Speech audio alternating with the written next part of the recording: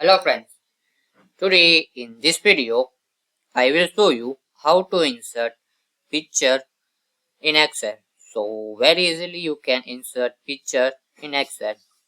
So firstly you need to click on insert. Now this option just click on it and pictures, and here select your this device and select your picture and insert it.